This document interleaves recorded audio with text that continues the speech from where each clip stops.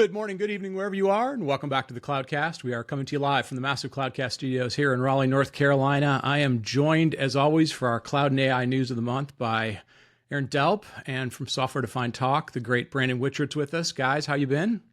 Fantastic. Good. I think we need to introduce Brandon's internet situation, though. No. No one wants to hear me complaining about the internet. That's what all podcasts do. We'll move on to like fun topics, you know? Yeah. Something exciting. I mean, honestly, in the bigger picture of things, this is actually sort of the third take. Brandon and I tried to do this the other day. My internet was down. He had a little bit down, but we soldier on. We move forward.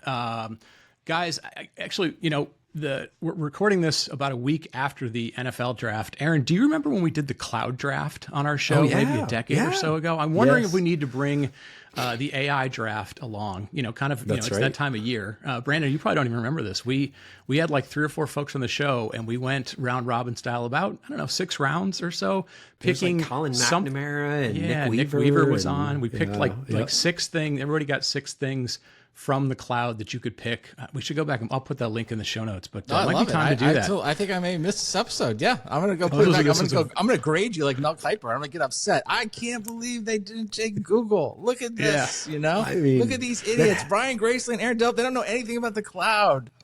It had it had to be 10 years ago, right? Oh, at least. Oh, wow. Yeah, it's got to have some dated hot takes in there for you guys. Then. Yeah, there's going to be probably at least half of those are definitely out of the league at this point. I think we did 2 of them, didn't we? Or did we only do it once? We might have. We'll have to look. I think we go did back 2. in the Wayback Machine. If we had a Cloudcast GPT, we could easily find it, but we don't. Maybe someday we will. Well, let's start with. I mean, this show is jam packed. I don't know if we're going to have enough time to get through all of it because we're starting a little late.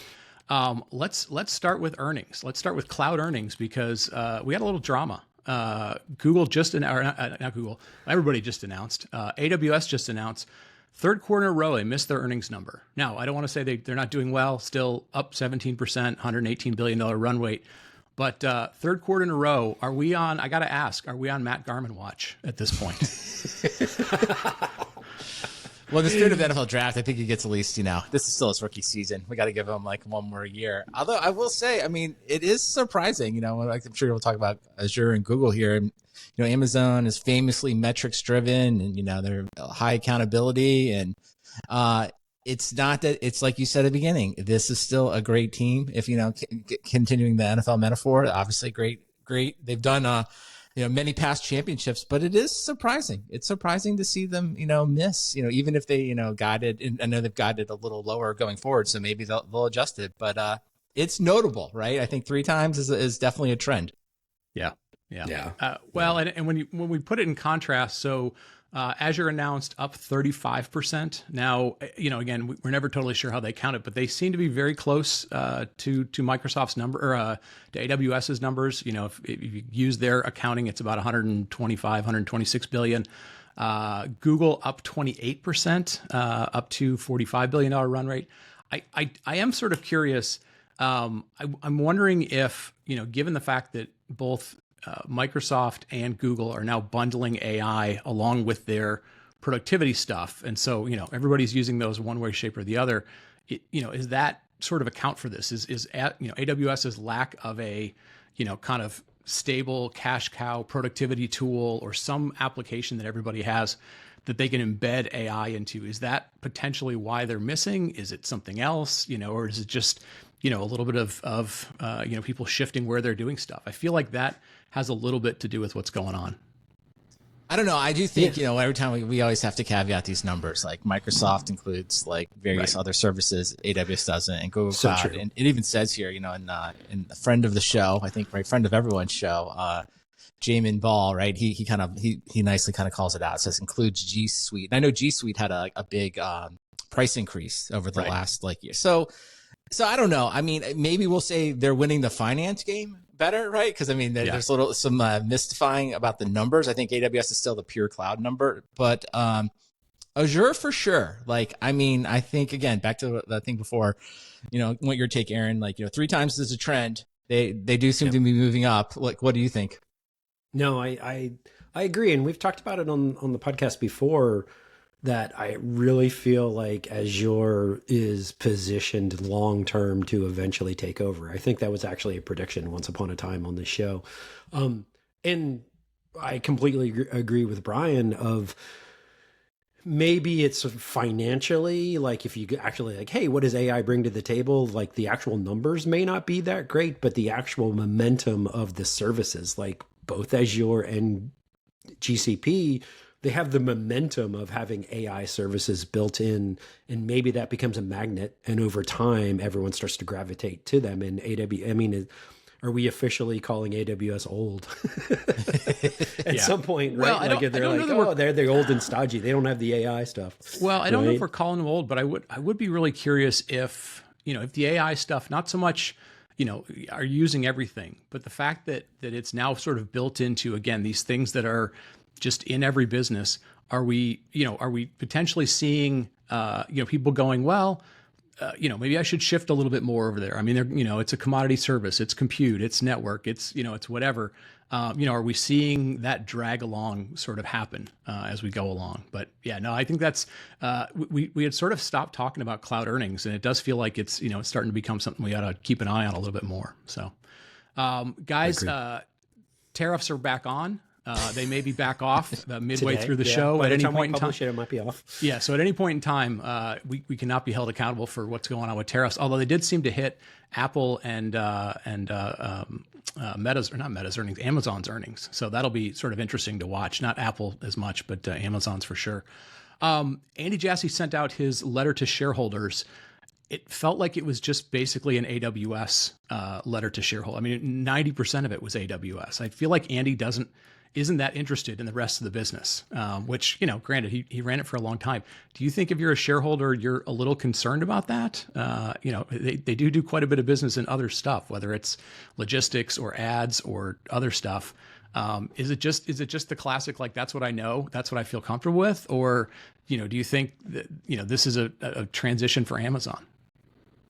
Maybe it's like, you talk about the thing that but probably you both know about, but also the thing that's maybe tells the best story. Like, I don't know if Amazon retail, I mean, they're so dominant, and there isn't necessarily, like, everybody knows the story, right? Like, if you want something, you order it on Amazon. If it's not perishable, get it on Amazon. If not, go to the grocery store. Right. So I think it's maybe just the narrative. It's like, well, what other story can you tell other than that? Now, I think to your point about the tariffs and stuff, I think if anything, it's going to be a negative drag, right? Because obviously anyone that's dealing with retail and anything that's coming from overseas, right? I mean, that can't help. Can't not affect earnings. So maybe he has to talk about it more. So I don't know. I think he's probably like all CEO. He's just he's kind of, if you will, finding the best story, and AWS seems to be the best story. What do you think, Aaron? No, I was going to say, because also, like, just kind of like the previous one we were talking about with the earnings, it's like, well, there's the story of what it actually is, and then there's the story of the financials. I'd also love to know, because, I think this letter tends to be a personal letter, and historically has been, but I also know, like, we've all kind of worked in big corporate comms. Does he really write the letter? Like, how much of that is actually him, and how much of that is like the team, and how many people got together to write this letter kind of thing? Or did he just like crank it out on a plane sometime? Like, I would love to know, like, what's the origin of the letter, because I agree with Brian of like if it's just him, you kind of go to what you know a lot of times. But also, too, maybe the comms team was like, well, we can't really talk about that other stuff because there's really no story here. Or it's like, it's pretty boring, or it's a bad story, right? And talking about AWS just sucks the least at this point. I don't know. Yeah. Well, I have to say the best part of the letter wasn't actually the letter. I enjoyed Corey Quinn's annotated version of the letter, which I don't know, maybe Brian will put that in show notes, where he basically goes through line by line and offers a critique on many of the things, which I always feel like some of it's funny, some of it's tongue in cheek, but some of it is like spot on. I think some of his observations, which makes it just so good. So, I mean, not only am I interested in, to your point, Aaron, did he write the letter? I want to know if he read this, if he read the annotated version. I mean, it seems like it would have to make its way to his inbox one way or the other. So I don't know whether or not he did, but there's some, there's definitely some pointed feedback, if we will, constructive criticism from Corey. So that's a fun read if you're looking for something else to check out. Yeah. Well, and one other thing that was in there for those of you that enjoy kind of following culture stuff, or, want to make fun of culture stuff, Andy seems to introduce this concept of Amazon is a company that asks why a lot. So he's now calling them a why culture, a WHY culture. So, and then he tries to call it like WQ or something like that. Like I think he's trying to put his stamp on it's the YQ, 16 or 23. YQ. You know, YQ. that was that was quite that's the right. funny. IQ. Now they're YQ. Let's call it YQ. And you felt like that did, to Aaron's point, that did not feel like an Andy Jassy line. That didn't feel like something he came up with. But, nonetheless, check it out. Yeah. I don't know if that gets counted as like the 17th or 18th Amazon way, or if this is just a completely new, like those are too many. He just wants to get it down to, you should just be able to ask why about everything. I feel like that's something like if you're a parent of like young kids, though, you're like, please just stop asking why, just because I said so. Right. Like I don't know. It's an interesting twist. Okay. Lots of other stuff in the cloud space and the enterprise space. Everybody who's big is being investigated as being a monopoly. People can read about that sort of stuff. I did find it interesting that both the Intel new CEO and AMD they have new focus, and the focus is basically go faster, be NVIDIA, in different ways. AMD sort of said, hey, we think we're close to catching up. The Intel CEO is just basically like, it's going to be bad. It's going to be bad for a while. He's like, we're going to cut people. We're going to cut back on things, and you all need to come back in the office. And I'm like, boy, that's the direction where you're just like, all right, we're just going to start with the basics. We're going to stop eating badly. We're going to get out and walk every morning. He feels like he's like, what in the heck did I take over? Which is kind of odd for somebody who was on the board previously, but this feels like the undoing of Pat Gelsinger, which, it does. I think we endorse. I was going to say though, like it feels, the thing that's so strange about this, and maybe we came up on the last show, is just like, they didn't really change the strategy, right? Like that to me is like the fact that, it does feel like we're just going to beat this NFL metaphor into the ground this show. It's just like you hired you fired the old coach, you hired the assistant coach, and you're doing everything exactly the same. And it's just like, well, all the problems were the old coach. It's like, maybe the old coach, I'm sure Gelsinger had his issues. I'm not going to sit here and tell you like he's a perfect person, but like, it's like, I feel like you got to do more than just be like, we're going to, just what you said, eat our vegetables, train harder. It's like all the cliches. We're going to work harder. We're going to work harder than everyone. We're going to run faster. It's like, I don't think this is going to get you there. So it feels like Intel's just in a long period of denial here. I don't know, Aaron, what do you think? No. Well, my take on it all was like, well, is go faster a new direction? Because at the end of the day, that's just, it's just like, hey, just go faster, even if it's the exact same way, right? Like, I didn't feel like anything was, to your point, like it wasn't super new direction. It was just like, go back to basics, go faster. Like, I don't know. That doesn't seem like a new direction to me. Yeah, I think the question just asked, like, okay, why are we suddenly a better foundry now? Because we're going faster. Why are we suddenly smarter at building GPUs? Like, did something happen overnight? Like, if we just like come in the office and like, I don't know, do we do matrix math like better? Like, what's going on? Like, so I don't know. That one seems like really dire. But I say that next year it'll be up like 500%. So don't take my advice. But it's weird. Yeah. Let's jump over to the AI stuff, and I'm going to start with Brandon. What has become sort of your favorite topic in this, coding assistants.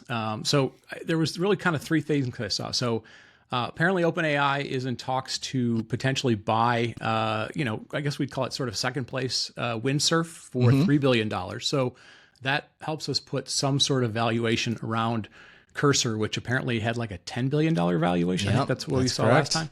Apparently Google is now launching and going to build their own version of one of these code assistants, as well as Azure also announced this.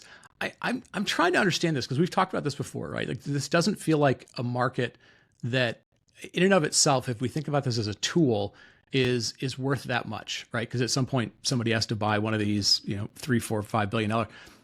But I'm trying to figure out what the bigger picture that people are sort of thinking about. Are they thinking, because every time you talk to developers and they look at these things, yes, they either love them or hate them, doesn't matter. But they also are like, look, man, I only spend 10% of my time, 15% of my time coding.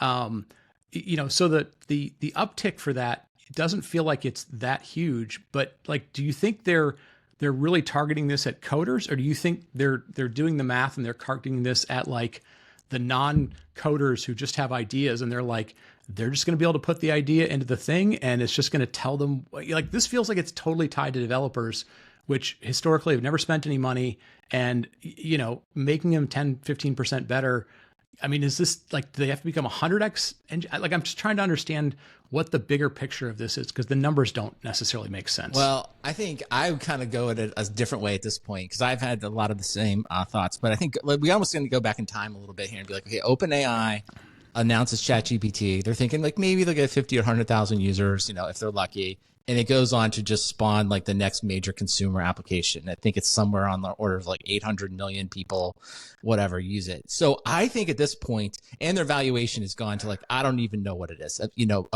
however, $1 trillion, right? So, so part of it, I think, is they're sort of like, you know what, we're in, you know, the eye of the storm here. You know, we've achieved incredible product market fit. So let's just buy anything that's related, right? Because it's like, if you get $3 billion of stock in OpenAI, and OpenAI is like, well, we're worth 500 billion. It's like, you know what I mean? There's no, it's like, it's just all kind of fake money at this point, right? And you're like, so if you're Windsurf, you're like, would I trade 3 quote unquote whatever? Do I want a bucket of OpenAI shares, or do I want a bucket of our shares? And so I think they're just like, we'll take that bucket. And I do think, I mean, I have for a long time too. It does feel like it's going to be a commodity, but like, I personally find myself returning to you know, ChatGPT over and over. I try them all, but then I just go back to ChatGPT. It's like, it's the place I have a bunch of stuff in there. And I do think if they say to themselves, we're going to build the biggest consumer application, and I think they are kind of creating a little bit of a bundle. It's like, don't really want to pay the $20 for ChatGPT just for the chat app. But then it's like, okay, could I have the coding app? Is that in the bundle? Okay, maybe I would do that. Could I have more access to like talking to it? Maybe that's good. So I think it's sort of like, if they get enough stuff in there, kind of like, you know, they don't necessarily like this analogy, but like, hey, just becomes the Microsoft 365 subscription. Like, I don't use like all the stuff in 365. I don't even know all the stuff I have, right? But it's just like, at some point you just kind of get it. So for OpenAI specifically, I think that's what they're doing. And I think, you know, like if you're Cursor here though, you got to be like super worried, because I believe this history is OpenAI helped invest in Cursor, right? But it's sort of like, there's not really a second place. You know what I mean? There's nobody else doing something as big as OpenAI. Maybe somebody else like Amazon buys them, but it won't be the same. So I think it's fascinating. And maybe just to summarize the whole thing, it's sort of like they're building, I think, a big consumer application that will probably involve the subscription and advertising. And they probably just think, oh, this is another little checkbox in the subscription thing, like Apple One. So that's my take. What do you think, Aaron? No, I actually was going to go the Apple One direction, and then you mentioned it at the end, but I'll also throw in another analogy.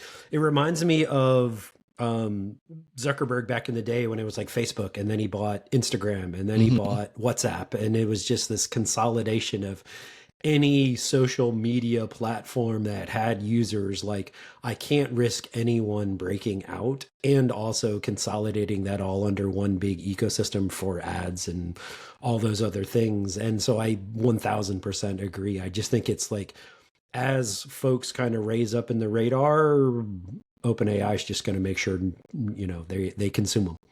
Yeah, I think especially Brandon, I think you make an important point. Like, this is sort of dealing with funny money at this point in terms of valuation. So it's almost like free or fake money.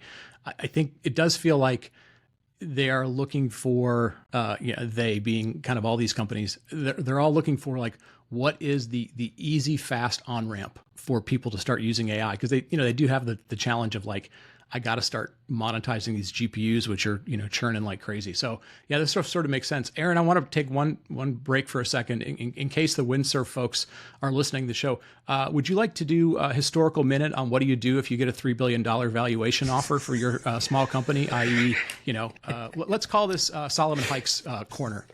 Would you like to tell them what to do here? No, it's, oh gosh. Because if somewhere on your calendar you have a meeting that says we could get to 10, let's talk about that meeting. No, exactly. I mean, we've talked about this many times over and over. It's like, guys, I mean, when you get the $3 billion offer, and a lot of those founders are like, hey, no, $3 billion is not enough. We're bigger than that. It's like, come on, guys. Like you said, it's all funny money. You take that money. You take that funny money. I agree, but you turn it into real money and you run. The devil's advocate position here would be like, I think if it's $3 billion for like Google or Microsoft, it take no meetings. It's over, right?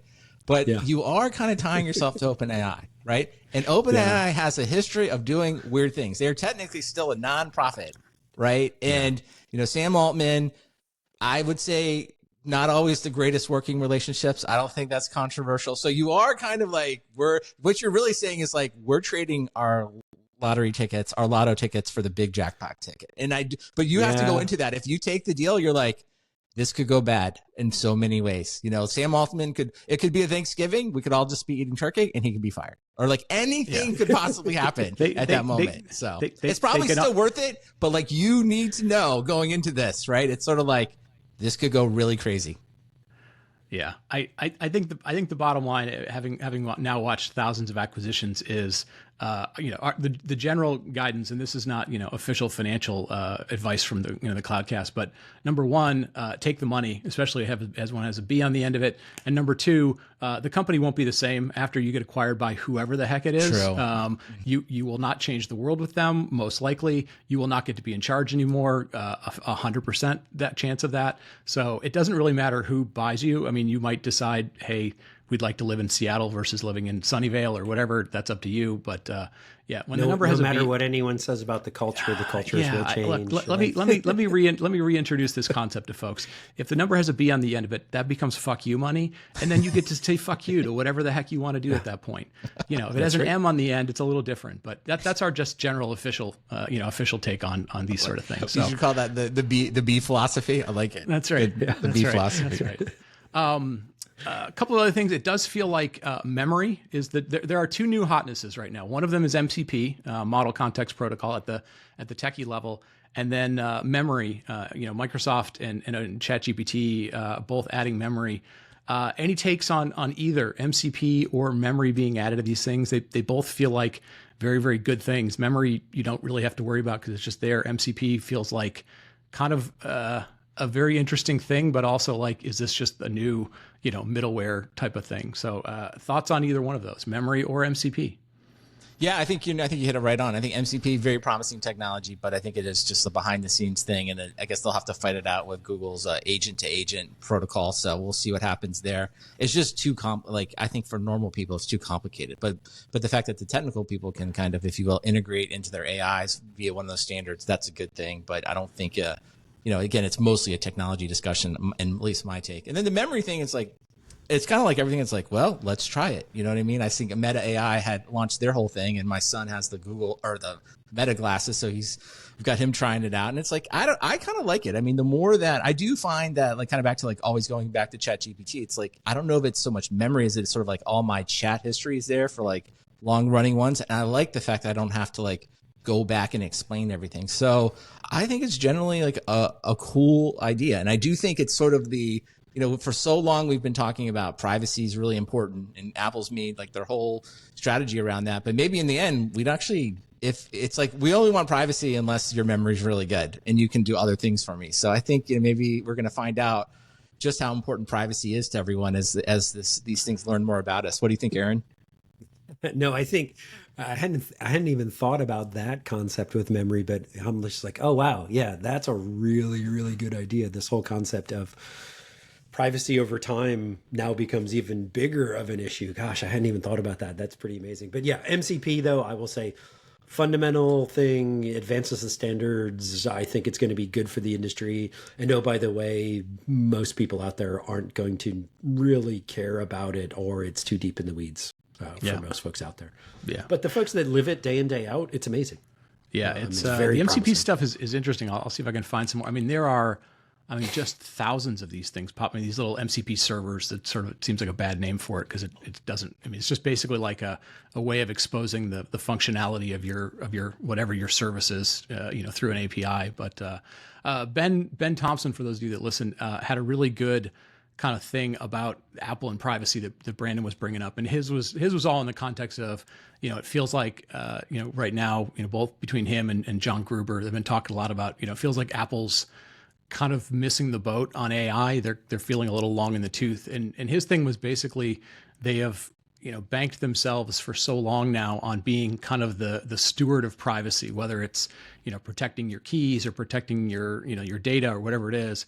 And he's like, and they're doing it what now feels like it's sort of the detriment of adding, new capabilities through AI. And he's like, it was basically just kind of getting into this idea that like sometimes the dogma that you base the company on, and you're not willing to sort of make changes to it when the technology around it shifts really fast or like in significant ways. And his take around Apple was just like, it doesn't feel like they're rethinking about sort of security and privacy in the context of like, yeah, but if AI does these really cool things, do I need all that stuff? So it was sort of interesting. I think it was on one of his offshoot podcasts called Sharp Tech. But if you listen to any of the Ben Thompson ones, he's been talking about that a lot lately. Let's see, what else is going on? We've hit a lot of these things. NVIDIA, for those of you that follow the stock market, had to take about a $5 billion write-off due to some of the tariffs. So one of the first tariff-related things that we're seeing.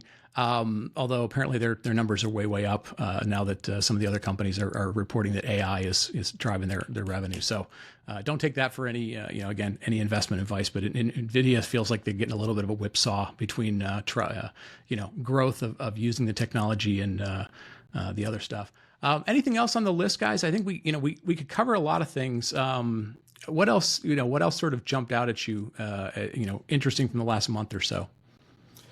Well, I think the only thing I was going to mention, you mentioned on Apple, was just simply they did make a judge very angry, and it sounds like somebody could go to jail at Apple, which you like rarely see these things actually spill out into.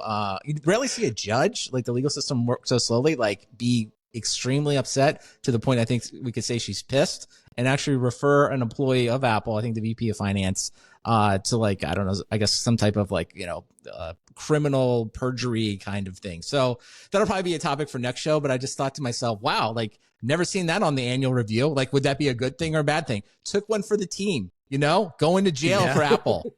Is that like the highest rating or is it the lowest rating? You're like, you didn't do the right thing. We have to get rid of you. If you call too much attention to yourself. So I'm anxious to watch. Maybe we'll have like a Law and Order Apple edition next month. Yeah, I was listening to something. Yeah, they basically, like, the judge had said, hey, look, you can't. It had to do with their app store and being able to take like external purchases, and they were like, you can't prevent people from doing it, and you can't take 30%. And basically, they were like, okay, you can still do it, but we're taking 27%. And so it seemed like it was very much just a flipping the bird to the judge's thing, and kind of being very kind of trolly, if you will. But yeah, that'll be sort of interesting. It is interesting to watch, for what was supposed to be a much more sort of business friendly administration. It does feel like a lot of these big companies they're dragging through the the DOJ antitrust stuff, like in the U.S., which is sort of unusual. But we'll see how it shakes out. All right, guys. Well, listen, we covered a lot of stuff. There are a lot more things in the show notes for those of you that want to follow along, whether it's antitrust or other types of things that might come out of it. We didn't even touch on, Google potentially having to start spinning out some stuff. If they did have to spin out some stuff. So Google, just to put it in context, Google once again got ruled a monopoly. I'm not sure how many times they get to be ruled a monopoly by different things, but they're, starting to talk about spinning out stuff. Chrome is one of those ones. Do you have another favorite Google thing you'd like to see spun out for any reason? That's actually a good question. I guess Gmail. Gmail would be the one that I'm always like worried about, like, because they announced the end support for Nest, which is sort of that's bad for me. I didn't think about end of lifing my thermostats at my house, so I'm like, I have to figure that out. But I do think Gmail is always the one. I'm like, if they took down Gmail, it would be very painful for me. I think I've registered a Gmail account at like 4 billion different websites, so that's the one that's. But that's probably not so much I don't know if that's a monopoly at this point, but that's the only one else I can think of as being high value. I don't know, Aaron, what do you think? You got any favorite I was Google going to say, services? so I mean, it's funny because everyone's talking about who's going to buy Chrome, and it is kind of funny because pretty much all the AI companies like Perplexity and gosh, I can't even remember all the different ones that have expressed it. OpenAI, like, because everyone was like, oh yeah, I want a browser. Like, if I'm an AI company and I want a browser, that would be amazing. So I mean, it's just this natural, like, Chrome would be the golden jewel, if you will. But to your point about Gmail, like, it is interesting to me because I think there's a lot of folks that have personal domains that way back when, I mean, years and years ago, you could go get a domain and then Gmail would be free for the longest time. And then they started monetizing it. And now they've been cranking that up over time. But at the same time, there's still not a super great alternative to all of that. So it's like so sticky. I mean, because like you're saying, it's your freaking email, right? Like it's so sticky and so hard to move that somewhere else. And so there might be a nice little money grab for somebody there just solely because, I mean, how do you leave it? Right. Yeah. Would that be like the equivalent to buying the modems from AOL? Just, at this point in time, right. Like we don't even think about it, but somebody still runs those things. That's right. Yeah, no, it'd be interesting. Well, all right, boys, listen, April's been an interesting month. May's up ahead of us. Possibility they will have a new pope in May. So we'll keep an eye on that. It doesn't have much to do with technology, but something to keep an eye on. Anyways, we will see you guys. Thank you all for listening. We will see you guys in a month. And for the rest of you, we will talk to you next week.